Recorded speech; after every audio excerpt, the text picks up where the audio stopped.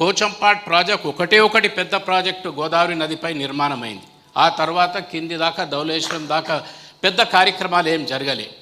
అయితే అందరు కింది జిల్లా వాళ్ళు అనుకునే వాళ్ళు ఏంటంటే, అరే నిజామాబాద్ జిల్లా వాళ్ళ మీరు అదృష్టవంతులు, మీకు డ్యామ్ ఉంది, పుష్కలంగా నీళ్ళు వస్తాయనే మాట చెప్పేవారు. ఆ డ్యాంలో మొదటి లబ్ధి పొందే ఎమ్మెల్యే నేను.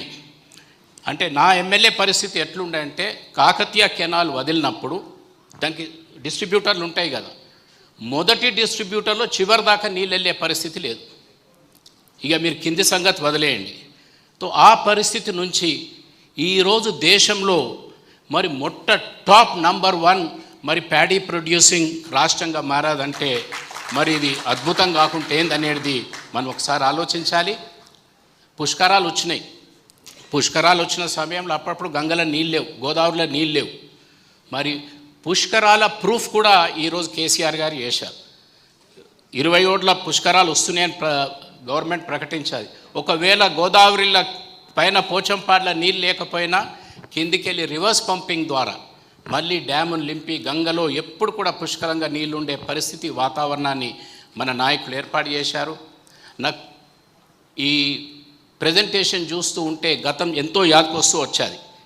94లో నేను శాసనసభ్యుడిగా ప్రతిపక్షంగా తెలంగాణ నుంచి ఇద్దరమే గెలిచినాం. అప్పుడు ఈ లెజిస్లేటివ్ కమిటీస్కి పబ్లిక్ అకౌంట్స్ కమిటీ చైర్మన్గా నన్ను నియమించినప్పుడు అప్పుడు అంత తెలంగాణ అంతా తిరిగి సబ్ కమిటీస్ ఏర్పాటు చేసి ఒక కమిటీ చేశాం. దాంట్లో ఏం రికమెండేషన్ ఉండే అంటే, కాళేశ్వరం ప్రాజెక్టే కాళేశ్వరం నుంచి లిఫ్ట్ చేస్తే ఇదే ఎంటైర్ తెలంగాణకు మరి ఒక సొల్యూషన్ అనే మాట చెప్పాం. మరి అది 96లో ఇచ్చిన ఆ రిపోర్టు మూలకు పడ్డది. 2014లో మన ప్రియతమ నాయకులు వచ్చిన తర్వాతనే ఆ వెలుగు చూడటం జరిగేది. గతంలో ఏంటంటే ప్రజలకు ఆశ పెట్టడానికి ప్రాజెక్టులకు ఆశ చూపిస్తారు.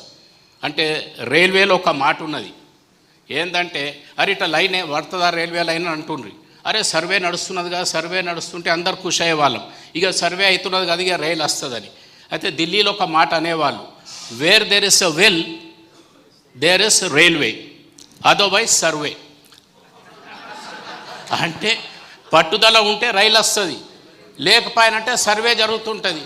అరే ఏమైనా రైలే అవు మా తాత చెప్పిండు ఇట్లా సర్వే అయిందని, మా తండ్రి చెప్పిండు, ఇప్పుడు నేను చెప్తా, మా కొడుకు చెప్తా అనేది. ఎందుకంటే టైమ్ ఇస్ ఎసెన్షియల్. ఎంత తొందరగా ప్రాజెక్ట్ పూర్తి చేస్తామో అంత లాభం అవుతుంది. మరి దాంతో ఈరోజు ప్రాజెక్ట్ని డిజైన్ చేయటము, ఏర్పాటు చేయటము, కంప్లీట్ చేయటము, రైతులకు లబ్ధి పొందే విధంగా దేశంలో నంబర్ 1 రైస్ ప్రొడ్యూసింగ్ రాష్ట్రంగా మార్చారంటే డెఫినెట్లీ ఇది ఉంది.